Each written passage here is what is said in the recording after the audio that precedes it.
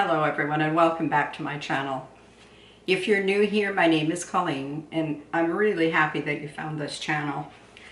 Today I'm going to do something a little different. I'm going to cook something which really isn't that different, but today I'm going to cook from one of my ratty old family books.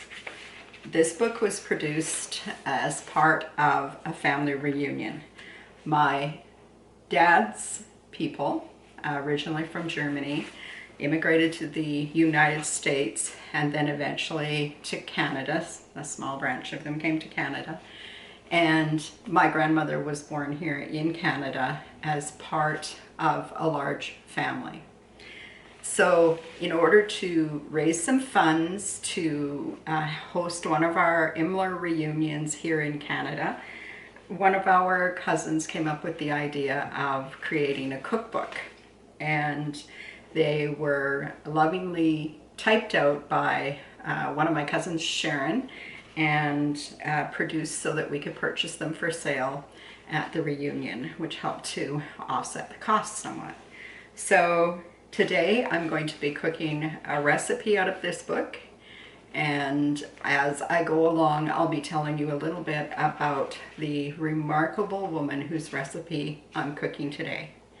So I will gather up everything I need and I will be back here right after this.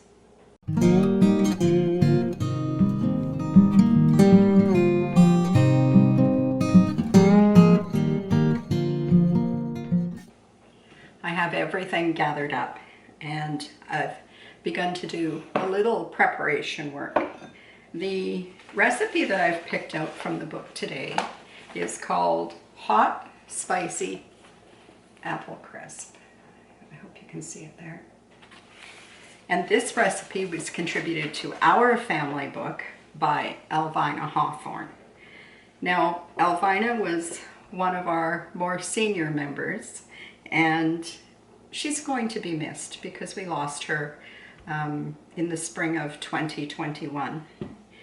She was related to me through my father's mother's line of Imler people, a tough, tenacious bunch of people who worked their way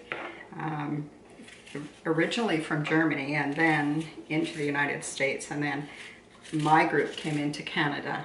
And my grandmother was born here in 1898 in a small community called Okotoks, Alberta.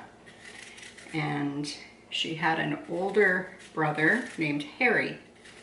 And Harry was born on the road to Canada when they were still in Nebraska on their journey here. The interesting part maybe about that whole journey is that my grandmother was one of 14 children, and so by the time the younger children were born, some of the older ones had already left home. Now, that was the case in many of the old pioneer families, and I'm sure that if you look back into your history, you'll find kind of the same thing. Families were a lot larger than they are today. So I am really proud of my heritage, not just my German heritage, but also my family heritage and culture.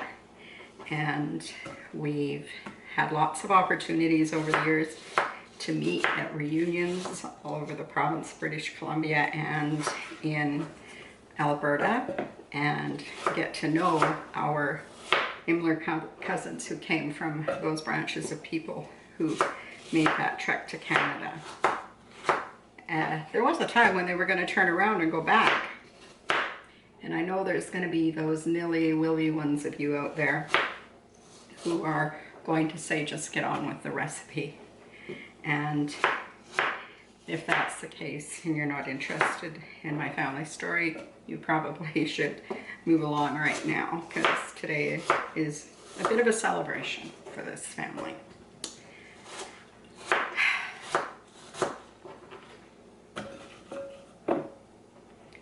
So Alvina, as I said, was born to Harry Imler and his wife, and she had, as a young child, grew up in Alberta, which is the province that's closest to British Columbia.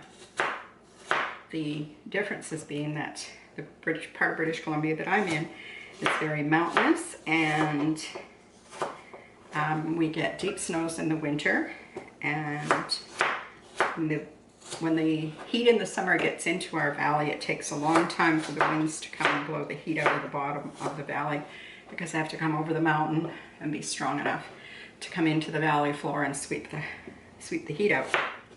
Alvina was born in Alberta, which is a plain. So she was raised in a very different weather environment than I was. But still, I'm sure I had memories of the people that she came from every day. I looked at Alvina's recipe and I thought, wow, that's so simple and so few ingredients. And then I thought, well, of course it would be few ingredients and very simple, because they didn't have an awful lot. And they needed to use what little bit they had to make something that they thought was delicious for their families. And so this is a simple recipe. It doesn't have a lot of ingredients. There's nothing flashy in here, and you can flash it up any way you want to. I'm sure that most of you by this point, if you've been watching this for a while, that you're cooks in your own right, and that you wouldn't need to follow along a simple apple crisp. But I'm doing this today in honor of Alvina, because she passed away in March of this year, and she was 106 years old, which is quite the milestone to hit. Quite a number of my family, the Imler family, have, lived to be older, but Alvina has really, really managed to get to a good age, and I hope that she had a life well lived. So, the recipe calls for 4 cups of sliced apples, and I think I have just a titch more than that in here, but I'm going to make them work. And it says to put, to butter your pan. I think I can make it all fit into this little 8x8 pan. I sure hope I'm not overestimating it. And it says to arrange the apples in layers and to sprinkle some cinnamon, and the recipe for this will be in the description box below, as are all my recipes. And the recipe says that we'll probably need a total of 1/2 teaspoon of cinnamon, and we're going to need 1/3 cup of white sugar. So you can imagine this is probably not the healthiest recipe, but here we go anyway.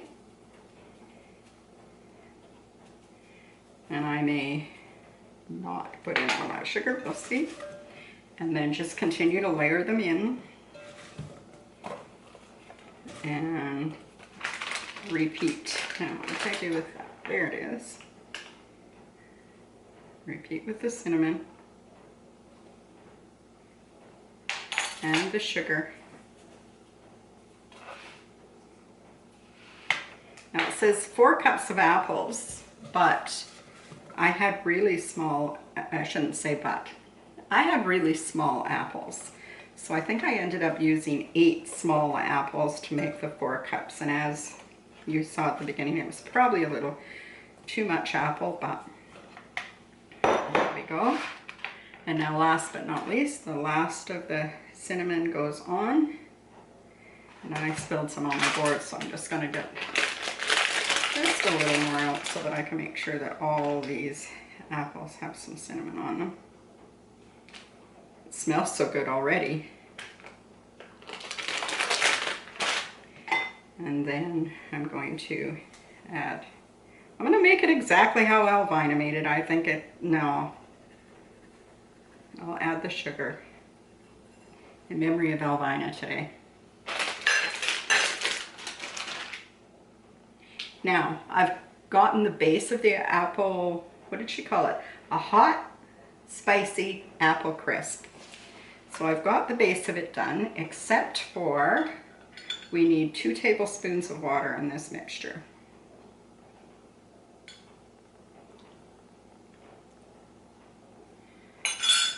Now we'll move on to the topping. Now for the topping, it's just, according to the recipe, 3 ingredients. In here I have 1/4 cup of softened butter, 3/4 cup of brown sugar, and you're supposed, it says to cream the butter and sugar and then add the flour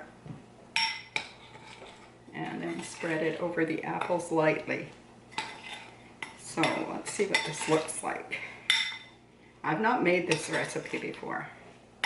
I was just thinking about Alvina.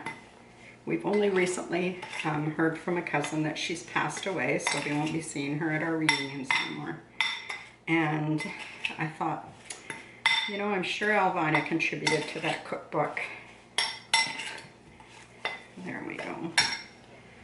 Alvina was educated to be a teacher, and she taught until she, and even after she and Wes were married for a while, but then she moved on to help Wes in his jewelry business. We're going to add 3/4 cup of flour to this now. And when she lost Wes, she was for a time a bit lost, as you can imagine. They were married to each other for a very long time. He passed away in 1995, and then she went with Wes into his jewelry business. Once the two of them had retired, officially retired, they started to travel, and they traveled quite a bit. And it was something that they loved to do together. It was a big loss for Alvina when she lost Wes. He was quite a spirited fellow, as was she, as you can imagine, if they traveled all that much. They had some beautiful kids and grandkids, and they will definitely be missed. So this looks like a kind of a good crumb. And I'm just gonna bring my mixture up here, and I'm going to sprinkle it all over the top. Simple recipes. I've got a few more simple quick recipes that are family favorites and that have been given to us by members of the family that are now gone, and we appreciate their contributions to us and our family. So there's what it looks like before it goes into the oven. And now I'm going to put this in a 350-degree oven for 45 to 50 minutes, or until when I put a fork into it, the apples are tender. And I will come back and show you what that looks like when it's all finished. And last but not least, I whipped up a bit of cream with my mixer, and I'm just going to put a dollop of cream on that. And this is going to be delicious. The edges got quite crisp, and the apples are perfectly cooked through. And this was a wonderful way for me to remember Alvina Hawthorne. I hope you enjoyed this video. And if you did, that you like it, subscribe to the channel if you haven't already, and share it with your friends. But most of all, I'd really love to hear if you have a family member that you think of when you cook a particular dish. If you do, I'd love to hear about it. Until next time, everybody, take care. Bye-bye.